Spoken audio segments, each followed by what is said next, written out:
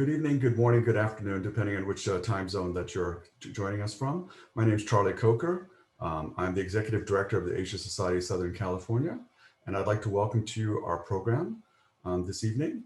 We will be discussing cinema to smartphone, streaming wars, and the future of Bollywood and Indian content. I'd like to introduce our moderator for this program today, Rick Ambros.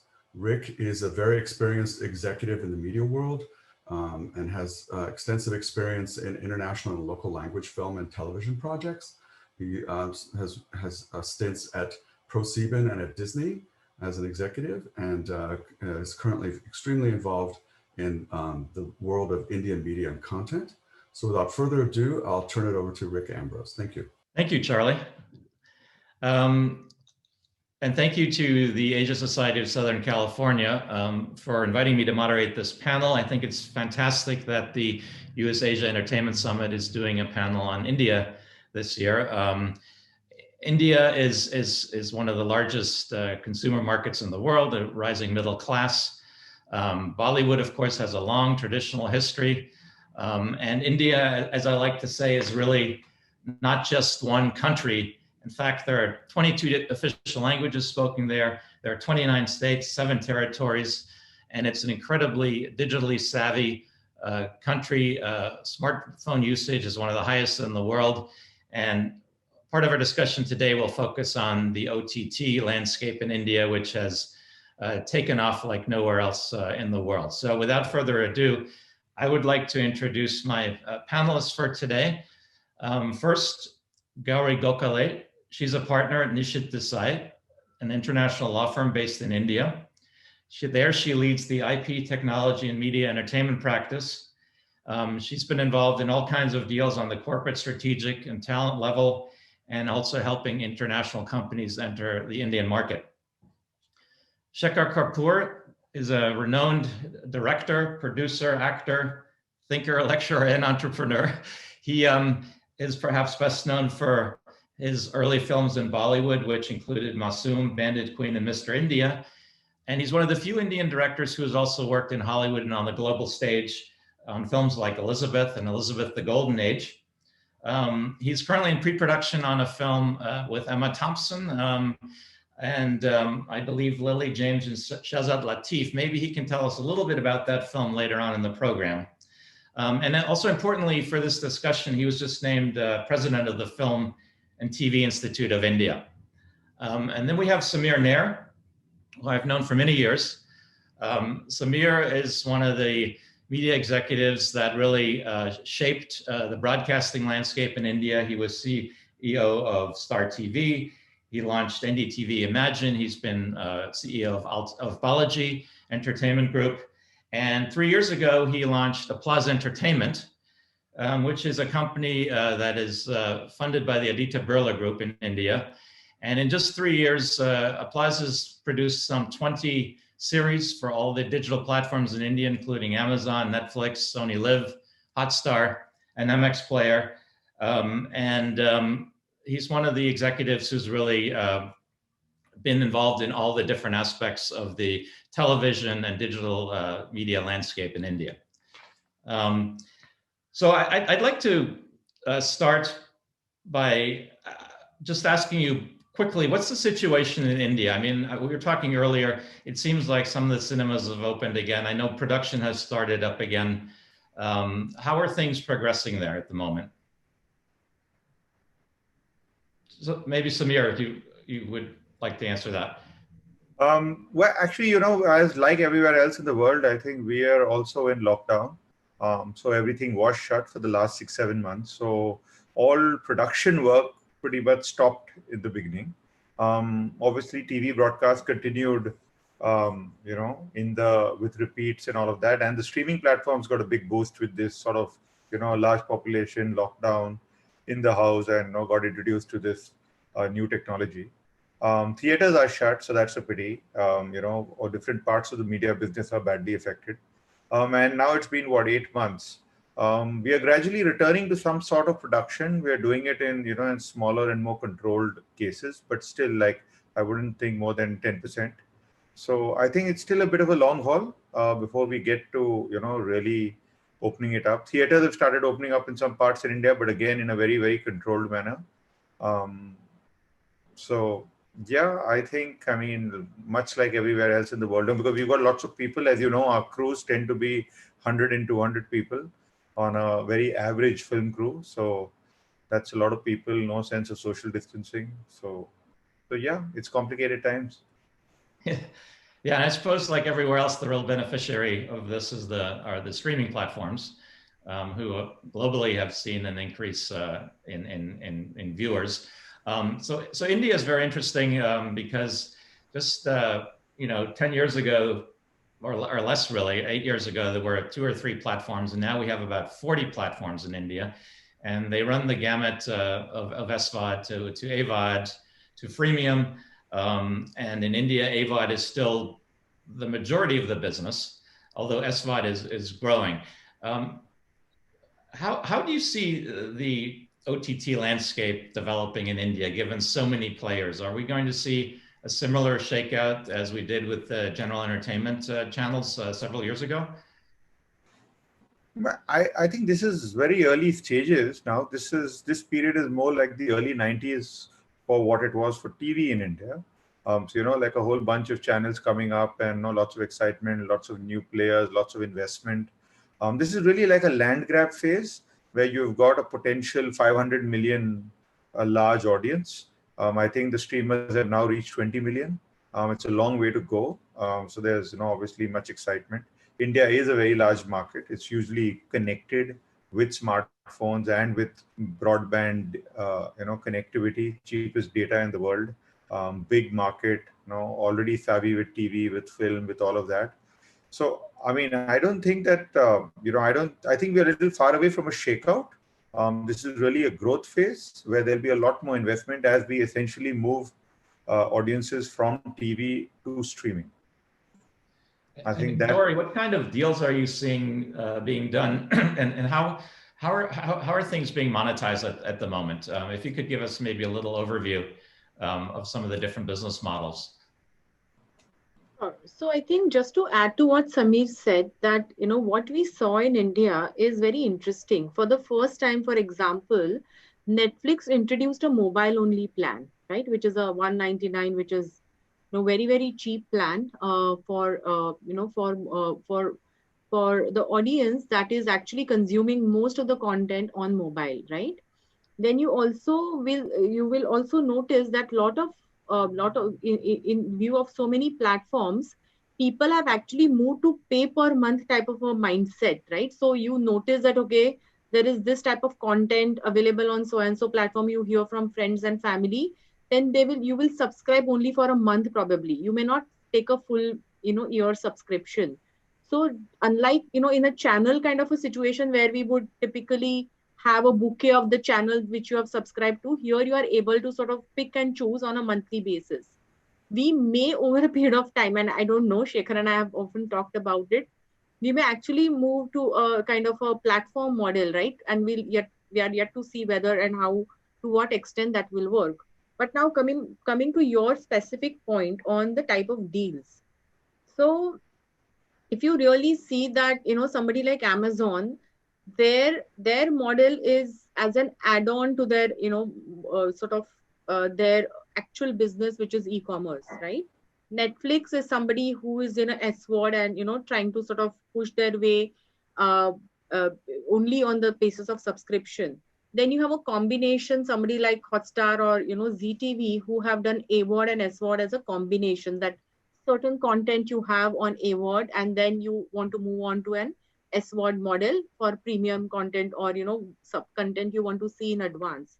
So because of that, insofar as the type of deals, insofar as acquisition is concerned, many of them have actually started doing commission deals. If you really see, a lot of original content is coming from the platforms now than before in the last few months. That we have seen a surge of original content, and slowly and steadily is, especially because of the lockdown, the importance of theatrical has gone down.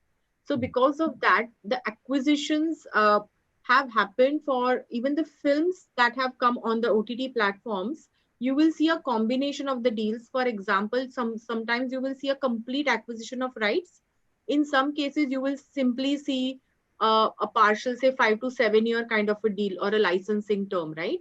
So, and then then obviously you will have a combination that you will take only SVOD rights, which is non-exclusive, depending on the price and the value of the content. So it's a real game changer in terms of at least for the acquisition. You will see a lot of these combinations working. When it is commissioned, it's pretty straightforward, like any other jurisdiction. And Shekhar, I mean, the type of content that's being made now in India is so different than just 5 years ago. In television, we had a lot of formats and we had a lot of Sas Bahu, and now we have all kinds of new dramatic storytelling styles, depending on the different platforms. And in many ways, that content, I think, has become more appealing also to international audiences.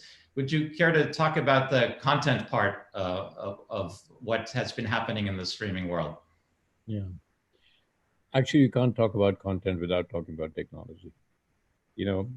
Every new technology creates a new culture of content creation and a new culture of content consumption. So really what we're watching with the OTT platforms is a completely different nature. It's not replacing theater, although it might kill theatrical. It's been on the cards for a long time. 9,000 screens, theatrical screens, and 900 million cell phone screens. So this gap has been waiting to be filled for so long. And what was the issue? The issue was technology. Now, both Amazon and Netflix are not content companies. They're technology companies initially. And they're technology companies that took advantage of technology to deliver content. Now, what kind of content do people want to see at home?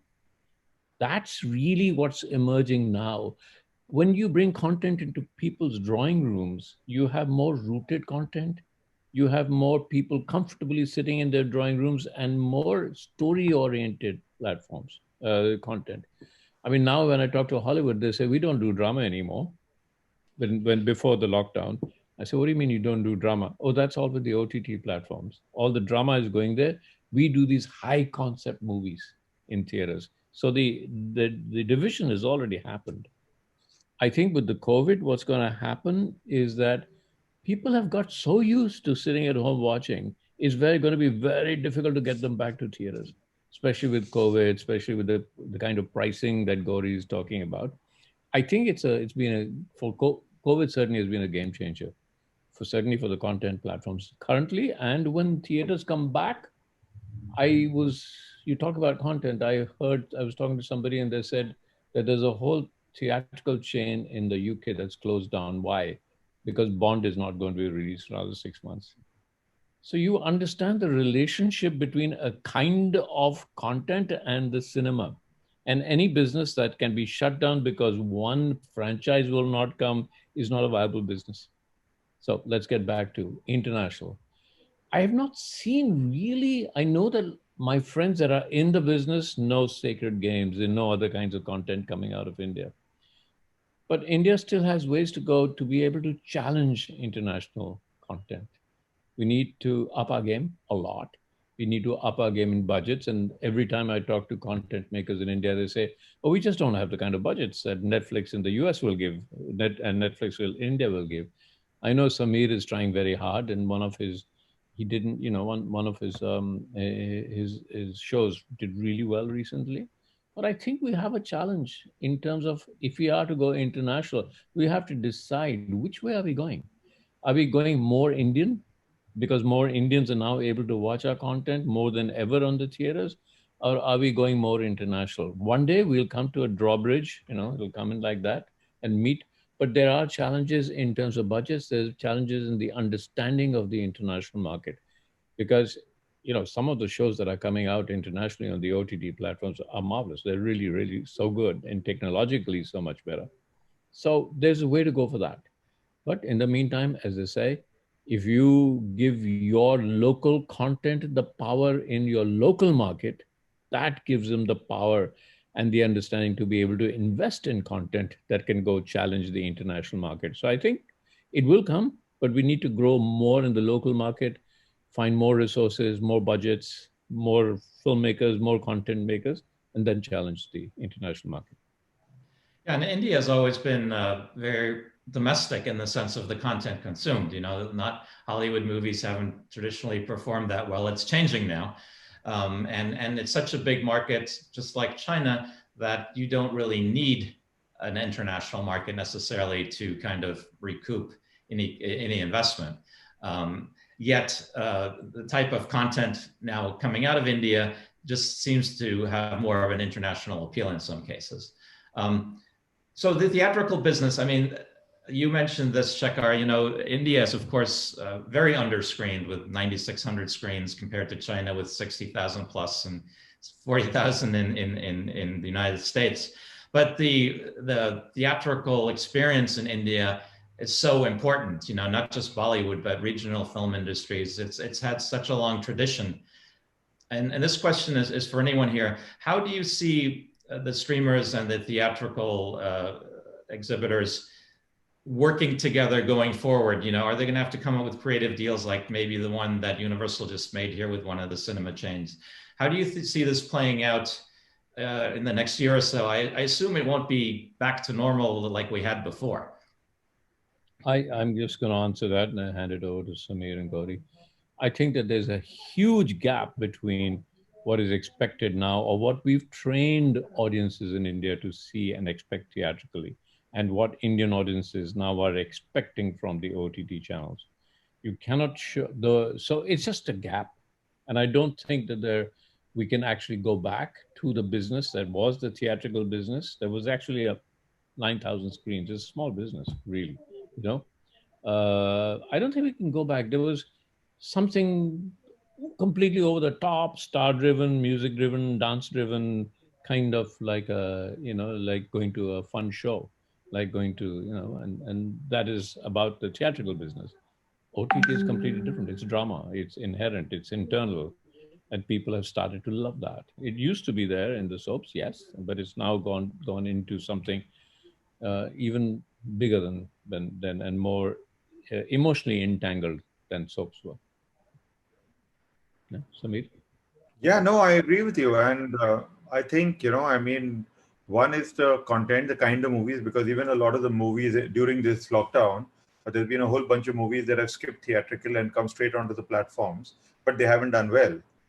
Because as Shekhar says, that the expectation of audiences has also changed, you know, in the last few years, more so in the last 6-7 months. And if they've been consuming a high quality dramatic content, then suddenly, you know, what we used to love to call a lot of Bollywood as mindless entertainment, suddenly, you know, sort of sticks out like a sore thumb. But one thing is there in this whole theatrical versus streaming business is that at the end of the day, theatrical revenues, you know, is a very important revenue stream. So I know that while everyone says that, you know, there were 9,000 screens and there are 900 million smartphone screens, and so you do the math and see how it works out. The thing is that the 900 million smartphone screens are never going to pay you that money in exchange for what you earned theatrically, what you earned from DVD, what you earned from the various windows. Now, the US has had like 50, 60 years of, you know, exploiting the windows really well. India, unfortunately, before we grew up to really understanding what windows are, have suddenly got swamped now by these 900 million screens. But the fact is that taking theatrical off the market completely means you're talking about changing. I mean, you're talking about, you know, significant change. It's not just a content change then. It's the complete economics and the dynamics of how any of this works. Obviously, the star system goes, all the star prices goes, those are straightforward, but you're also leaving a large chunk of the retail revenue on the table. And I don't think streamers can pay you, you know, like 50 and 60 and 80 and $100 billion to offset the theatrical revenue loss. And they won't, and they shouldn't. So, I mean, it's going to be interesting. It's going to be interesting to see how this... Yeah, I think, Sameer, what you're saying is that if we don't have theatrical, we don't have popcorn sales. We don't have popcorn sales, and we don't have, therefore, the theater doesn't have popcorn sales, but the film, the cinema, the creator, the distributor of the movie does not have that revenue, that part of that revenue. I'm going to argue that out and then hand it over to Gowree or whoever.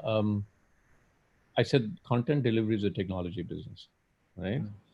And technology is changing so fast. Your channels are doing so well because initially Netflix, Amazon, all of these are technology companies. The technology so what's the next technology?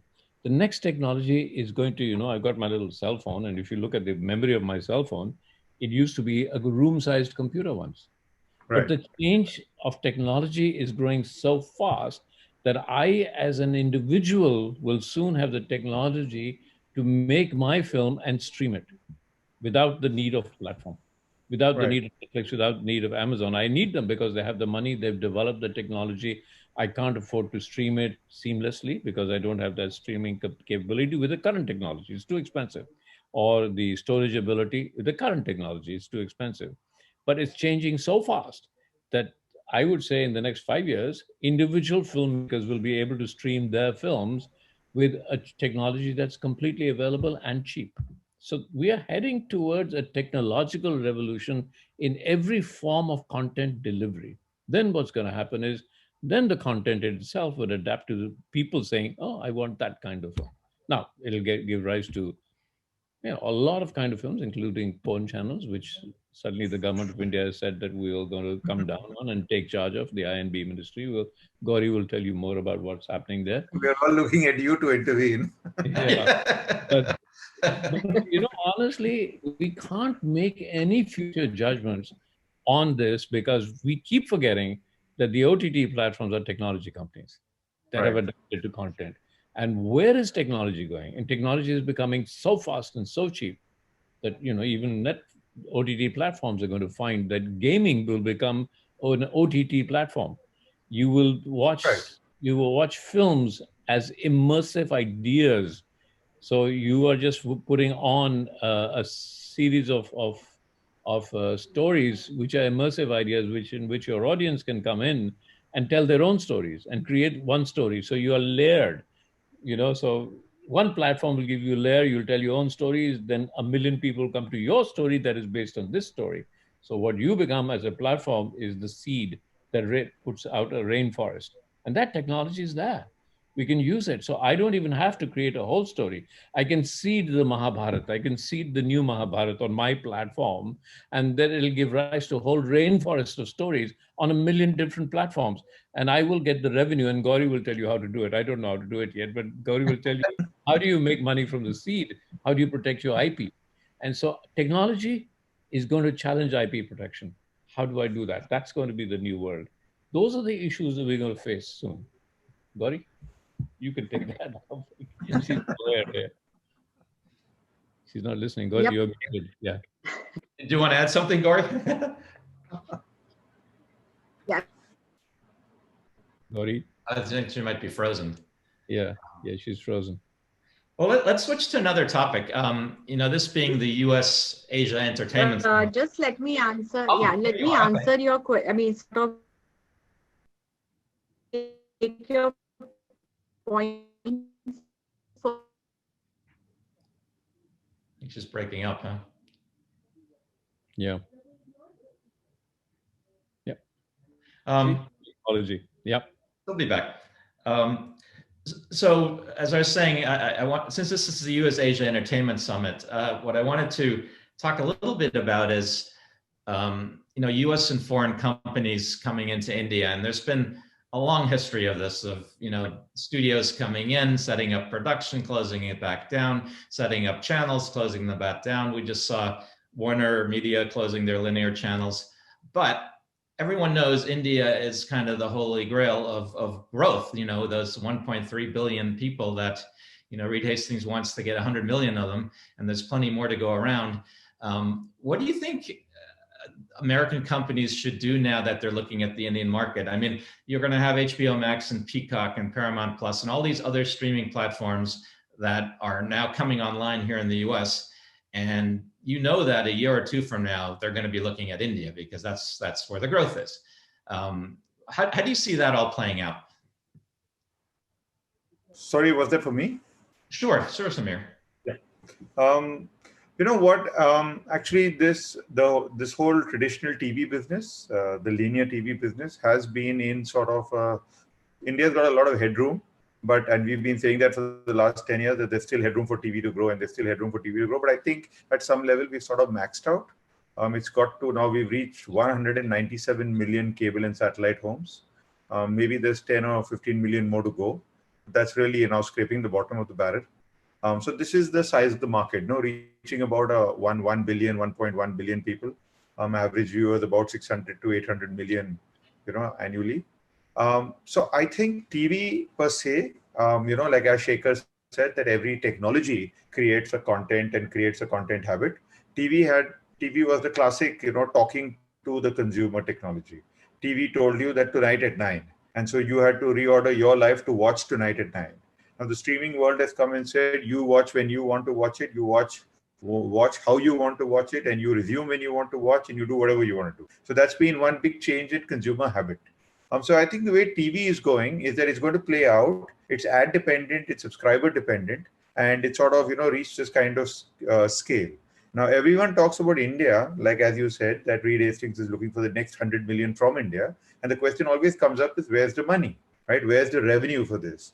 I would think that if you're talking about 200 million homes in India that are paying a cable subscription fee today, of whatever, let's say $5 a month, this $5 a month that is being paid by 200 million homes is under threat, because you're talking about a whole new breed of streamers coming in who are offering you a different technology, a different experience, much better quality of content, all of that, and often cases including linear TV channels thrown in for free. So that package should eat into what is currently the subscription market. So there is a lot of money. There is $10 billion in the market currently, which is being paid for cable TV services. And that money should switch. It will switch in the next 5 years. And, it's the same thing is happening with advertising. The same thing will happen with subscription.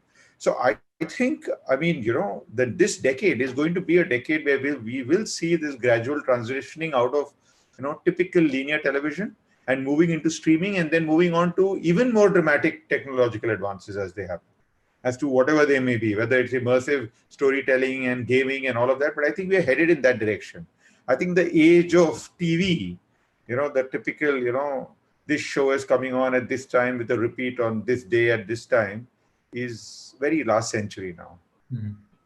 Right. Let me just come in, because I missed the last chain of thought, unfortunately. So just to take all the 3 points forward, what we are noticing is that in the Indian context, in the US, you have, cutting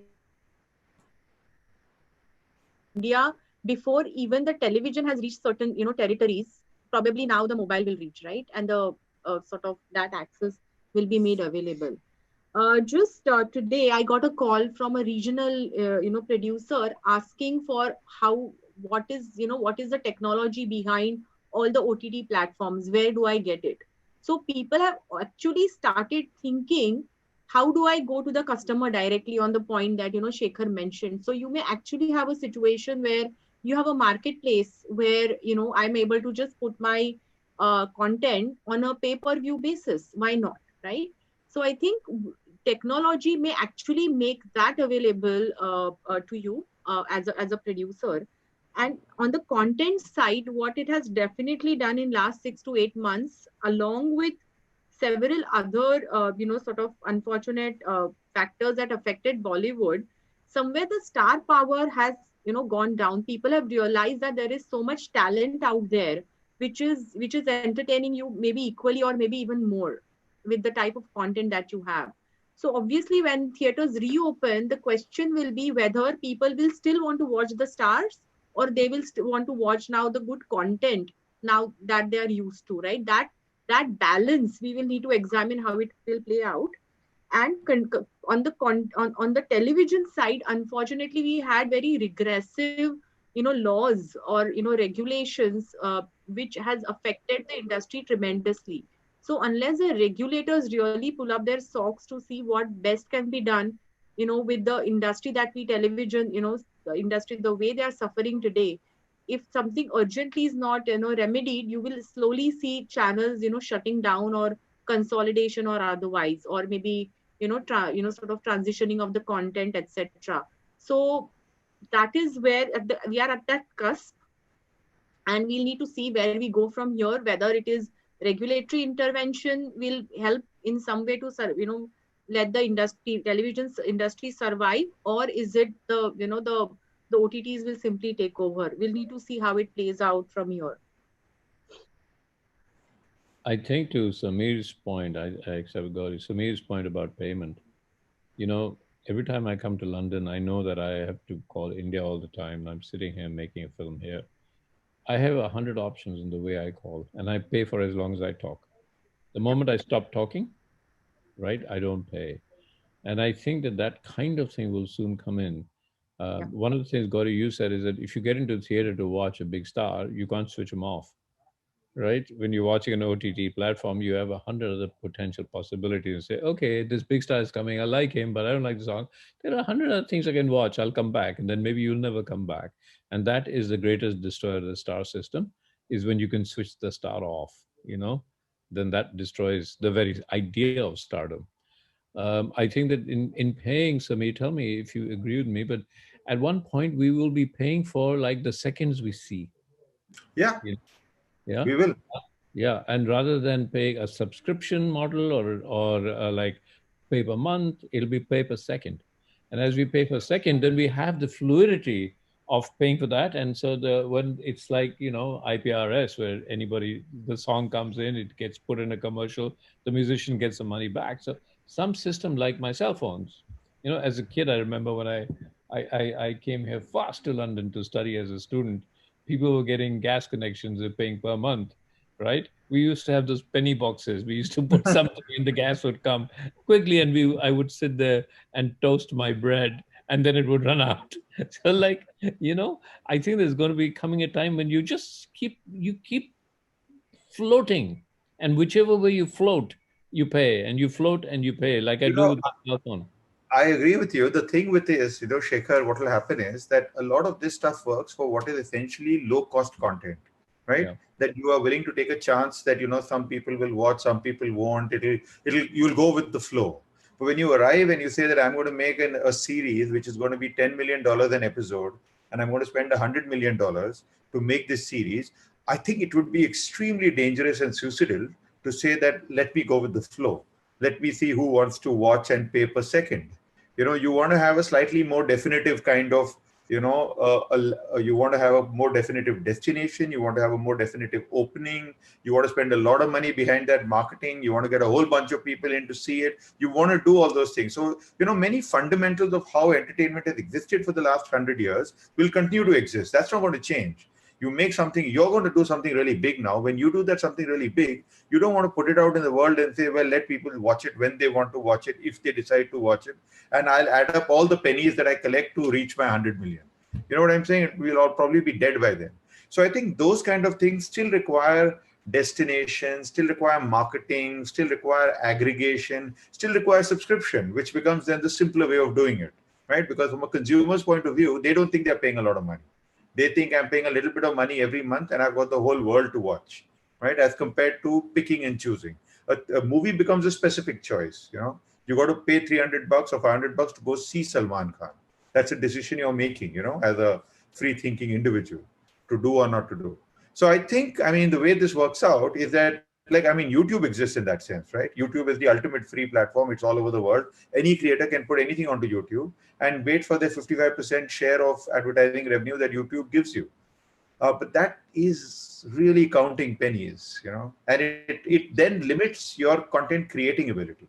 Yeah, I wonder if we've got to get used to that. I wonder if like on YouTube, 95% of the population in the US is either gaming or watching YouTube. Only Yeah, 5% watching OTT platforms and cinema right, if they exist. So how do you get to that?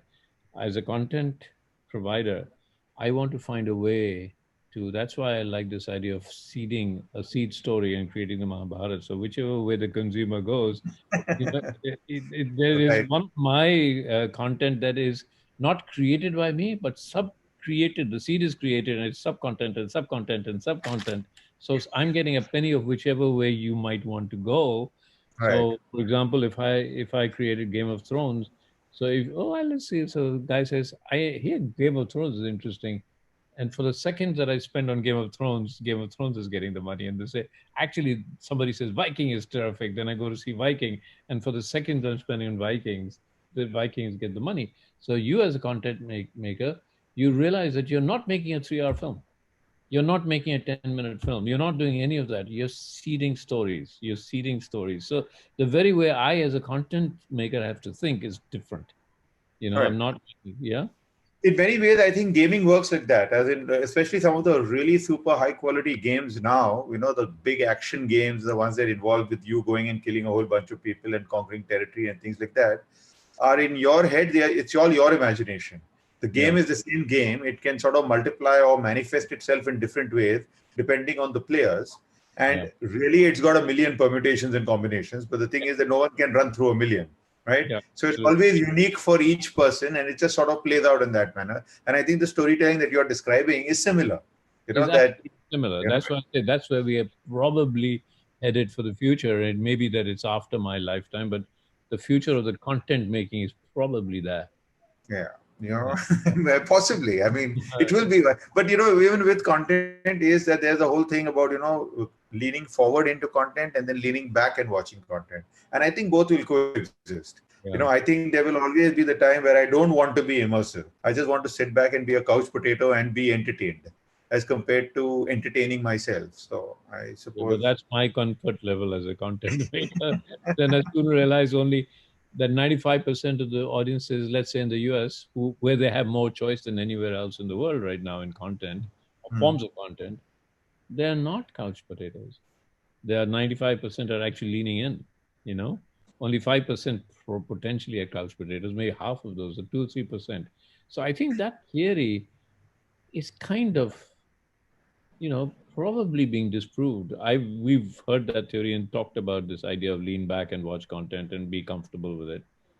It's proving that that's not the way the world is going in, because young minds are influenced, and as young minds are influenced to lean forward, right? They grow up to keep leaning forward. So where is that market? Actually, that market I don't know. I got a young mind in the house, a 13-year-old young mind who is as mesmerized with K-pop as we were when we were kids with what was the equivalent of the music videos of the time, right? Yeah. And it's still leaning back. But the fact is that it's still, at the end of the day, it is music videos and it is pop bands and it is following a life and doing all of that stuff. It's a variation of the content. It's similar, Yeah, I know. But actually, if you watch K-pop music very carefully and you watch the music videos that you and I watch, and just count the number of where the shots change. Oh no, of course. No. Yeah. With all the clutter and all the offerings, I just wanted to say something about K-pop. I was saying it is amazing that one band from Korea that probably nobody heard of a year ago can outgross the Beatles and the Rolling Stones and all of them together in 1 year. Yeah. That's how fast the world is changing. Yeah. I was just going to say, with all the clutter out there and all the offerings, how do people find that content? It still goes back to one show can make a platform, and I remember, Sameer, you kind of did that at Star TV with Count Benega Kroyfati, right? KBC. And recently you came out with the show Scam 1992, which has really developed a huge following, certainly in India, but even beyond that. And it really has put the Sony Live platform on the map. I don't think that's an exaggeration. So it's still remarkable what one program can do for a platform these days to help them stand out. Yeah, I mean, in the old days, we used to say, Rick, that people watch programs, not channels.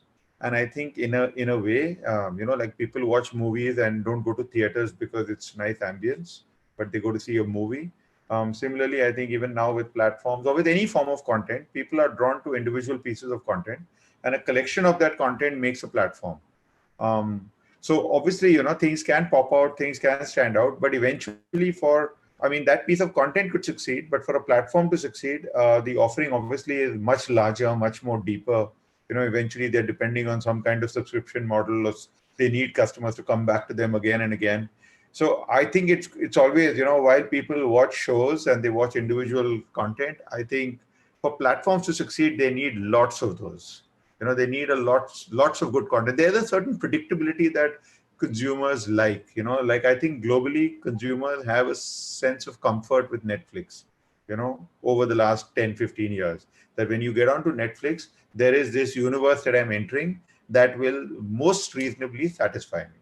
Right? And once in a way, I'll get a really great show, but otherwise, I won't be completely disappointed. I am going to find something to, while away these next 2, 3 hours. And that becomes something to do with the brand and what it stands for. And I think that's what everyone is looking for, that like, how can you, have that a pretty large offering? Because that's what the money is for. Then it makes it worth your while. Indians love value, right? That's so right. if you tell them that for $500, we are giving you all this stuff, Indians love it, yeah. They're going to be so kicked. I wonder what's going to happen if a completely new platform comes up and gets the IPL. Right. Well, yeah, that changes everything. Changes everything. Yeah, but it'll be for that moment, right? They'll go to. Then but that's what I'm saying. Netflix over the years has created a lot of original content, and that's been its métier. That is, it caught on to the fact that we have to make our own content, and it has to be good. Right. I don't know the balance sheet of Netflix, but it's got a lot of money, spending a lot of money. In India, they're going to spend 3,000 crore in the next year. It's an amazing amount. So Shekhar, tell us about the movie you're working on. We're all very curious. I can tell you what I'm allowed to tell. I'm not allowed because it's like, oh God, this world is so secretive, as if nobody knows what I'm doing here. No, it's called What's Love Got to Do with It? It's a story of identities. It has Lily James in it, who's now currently probably one of the biggest young stars in the world and really rising up. And it's got Emma Thompson in it. And these are the two names that everybody knows. It's actually written, and one of the producers is Jemima Khan. And it's being produced by Working Title, who are one of the biggest producers. I did Elizabeth and the Golden Age both with Working Title. It's about cultural clashes, and it's a comedy, but it's about hiding behind an identity and how identities can become tribal and how tribalism can lead to clash and fundamentalism. But it's a rom-com, but based on this fundamental idea of people adopting identities out of fear of marginalization. So is it a cross-cultural film, would you say? Yes, it is. Yeah. Because it's really funny. I mean, we just did a reading and everybody was laughing and crying, and I was thinking, oh shit, that puts more pressure on me now. So this will be for a global audience. So now, you're living in the UK. When you look in on India, do you have any desire to make a film in India anytime soon for India? I tried for 5 years to make one film. It didn't happen, so I came back. Okay. Yeah. But I'll go back. I still think that there is a great Indian film, like how the Chinese did with Hero. And now how the Korean films are coming out internationally and conquering the world market. They're making films that everybody wants to see. I have an assistant here who told me, have you watched that film? I said, but that's a Korean film. All my friends love it. They keep watching now they're watching the trailer. So Korea's done it. India is still one of the largest film producers or content producers in the world. And it still hasn't made anything that is both Oscar winning and commercial. I know Slumdog Millionaire was, but it wasn't an Indian film. India's waiting to make that huge one big thing that for years to come, they'll say, that was an Indian film. Do you think, with Parasite now having an Asian film, a Korean film, won all these Oscar categories, that this helps Indian filmmakers? Well, if it had been an Indian film, would have. But Asian filmmakers in general, and it kind of leads me down the path of talent development. And we're also just named the president, the Film and Television Institute in India. What are some of the plans you're doing that you want to do to help develop Indian talent? Maybe along the lines that you're talking about. I think that what I'd love to do is to create a more interaction between producing and and directing and talent and content creation. I think that it should have a greater confluence between the real world and the world of learning, which is done in almost everything else. I think that it needs a lot more association with technology. And so I would love to be able to, which I'm hoping to be able to create a confluence between FTII and say MIT running courses on technology, because a lot of, as we talked about, a lot of content creation is going to be about the understanding of the technology of content delivery, because content delivery will define, how you create your content, and it'll define the opportunity of content. So these are two things that I really think I need to do. And but a creative mind, the development of a creative mind and a creative individual is of prime importance, but tempered with the idea that they are constantly interacting with the real industry, whether it's people from the commerce of industry and with technology, the two things. If it was really up to me, I'd combine IIT and FTII into one campus, so that they're talking to each other. Storytelling is the fundamental nature of the human mind. All perception is storytelling, and storytelling does not only belong to the people who make that their business as creative content makers, but even private equity is full of storytelling. As the number of people anywhere in the private equity that you go there and they say, well, what do? We tell stories. What else is it? What else is politics but storytelling? What is art but storytelling? What else is perception? But we are understanding everything through a story, because we don't tell a story, we don't understand, we don't perceive anything without a story. So it really is the idea that something is as siloed as you are a content maker, and therefore you are a storyteller and you are a mathematician. I say that Einstein actually told not the theory of relativity, but the story of relativity.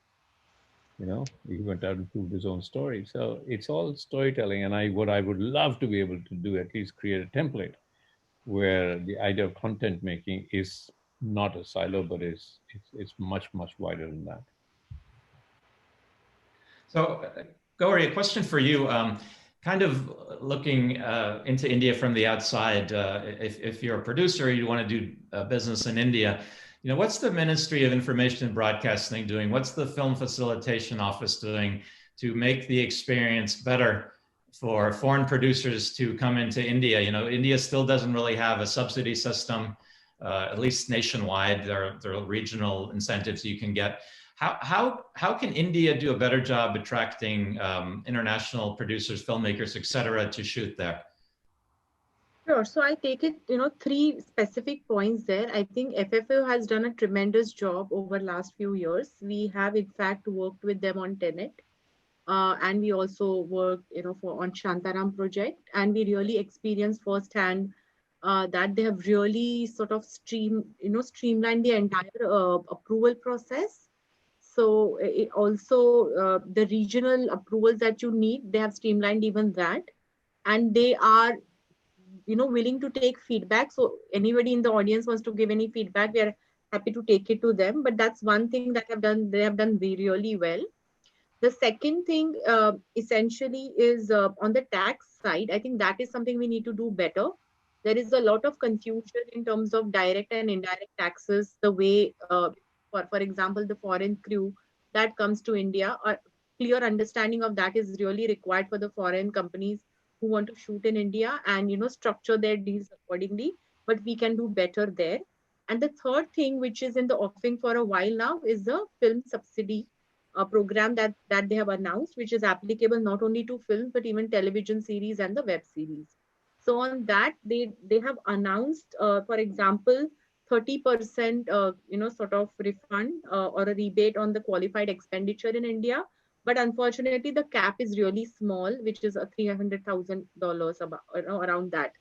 That will probably support independent filmmakers, but for the bigger studio projects, it may still not be sufficient attraction. But I think what will really help, in my mind, is the fact that we are able to attract more from the location perspective or the themes perspective. If the foreign studios wants to, for example, Shantaram is a clear case of a theme, which is India based but international, right? So some of those projects can definitely sort of benefit from these programs that the FFO has put together. And I mean, I assume there are a lot of stories coming out of India, that have yet to be told, and that whether they're shot in India or not, but that the content is exportable. And I kind of want to shift to, what stories can India do sort of on a co-production basis? Because one of the ways for Indian content to travel more is to do a co-production with a foreign country, right? It immediately opens a new audience. It immediately opens a whole new market potentially. There haven't been a lot of projects in that space. And what's the reason for that? And will we see more? I think one of the reasons that has been that we haven't empowered the local content maker with budgets. And the reason for that is that initially, with all the dependence on television and on theatrical, the takings and what comes back to the content maker, whether it's the director or the producer, compared to what the international content makers were getting, was very meager.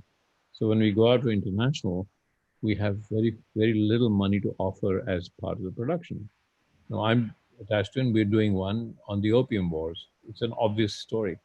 It involves China, where the Opium Wars happened. It involves India because all the opium was grown in India. And if you go back to the history of the opium trade, some of the largest business houses in India that even currently run were created by people trading in opium, with shipping in opium. That's why the shipbuilding industry in India grew, because they built ships to transport opium. And there was a famine that was in Bengal, happened because all lands were so it's based on Amitabh Ghosh's book. The Ibis, yeah. Yeah, Field of Poppies, because you could only see poppies. All agricultural land was converted to poppies. And when the British and Americans suddenly decided to stop the opium trade, all farmers starved. So I'm just surprised that nobody took up this story to tell. So we found these books written by Amitabh Ghosh, and the Booker Prize nominated books. So there are so many other stories to tell that can need international sized budgets and can be done with co-production. Now, interestingly, the genesis of the opium, the project, was from an Indian company. It started there, but it was Endemol's Indian company that first came out to Endemol, then they came to me, and then it became international, and then it's gone to big people. But somebody from Endemol India actually produced a beautiful book on what a series on opium could look like. It was great.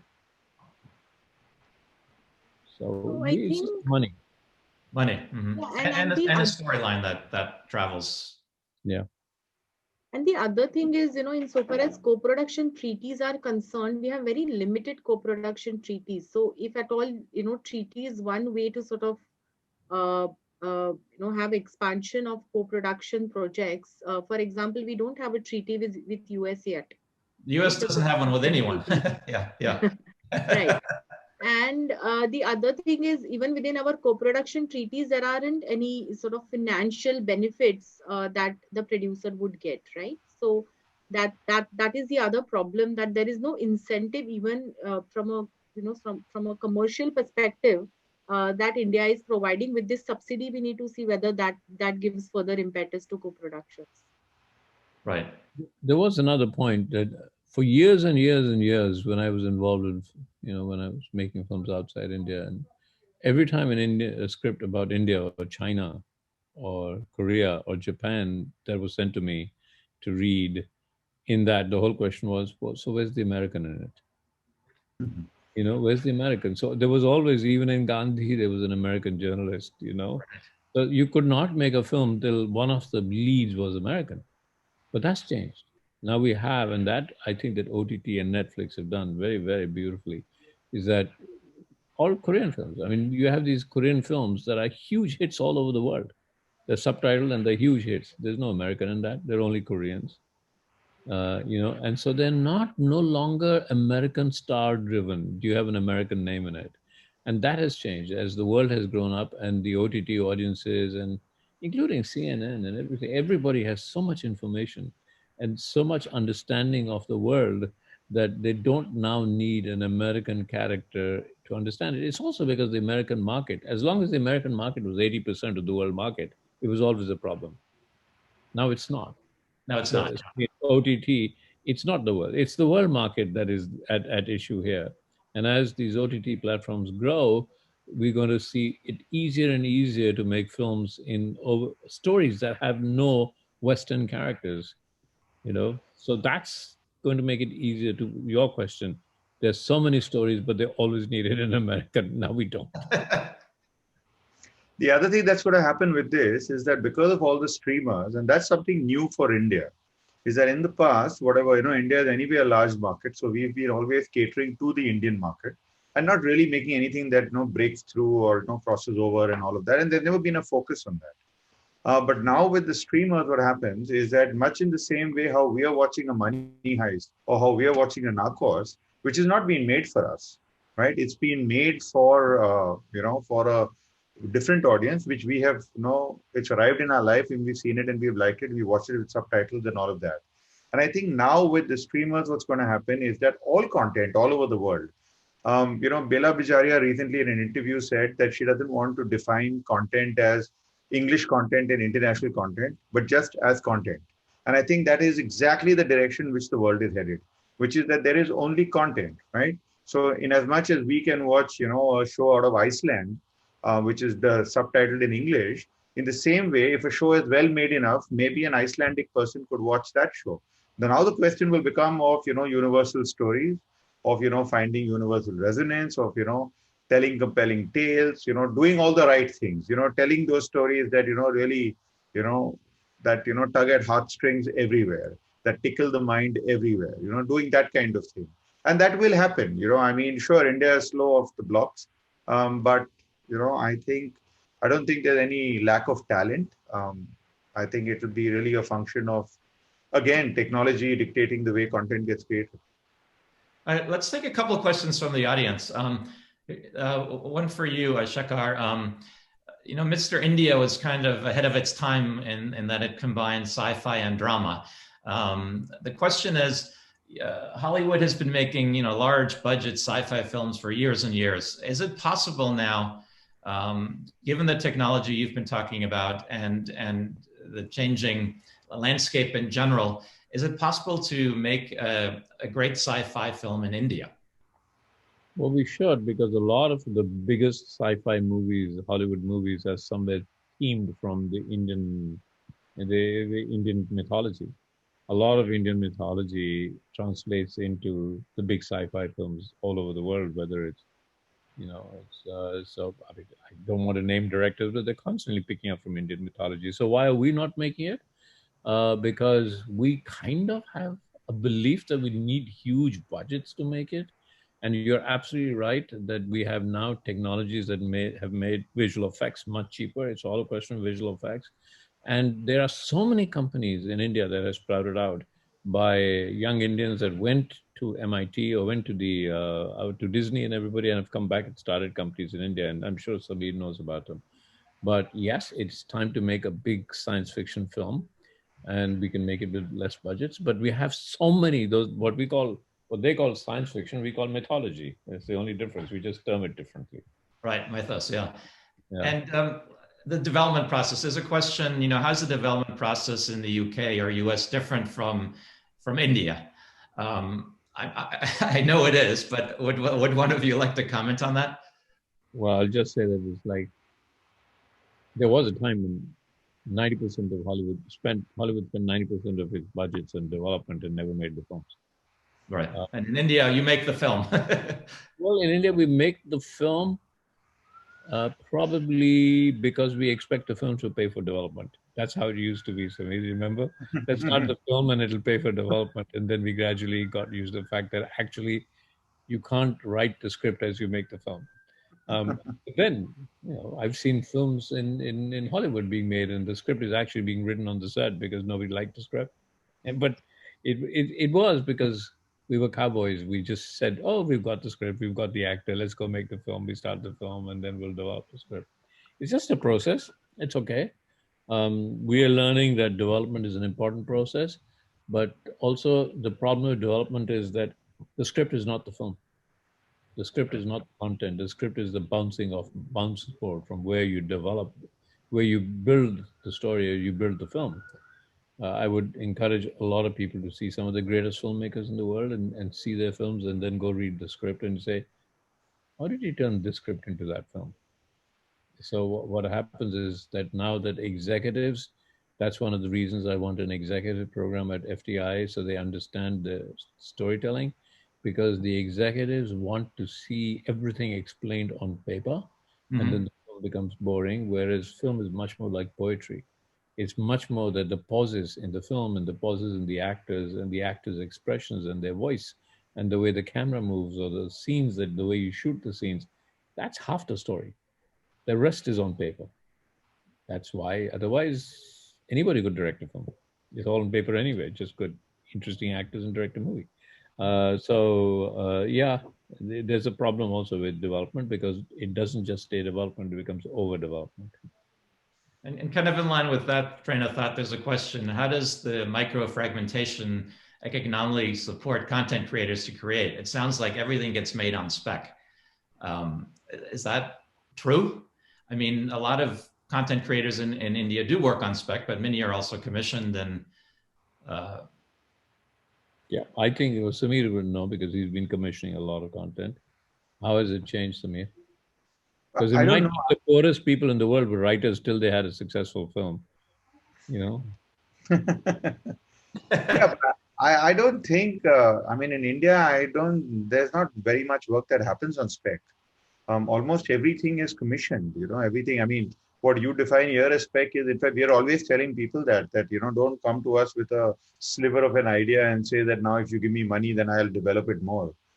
Because then that becomes development, and it's very hard to develop every single idea and every single thing.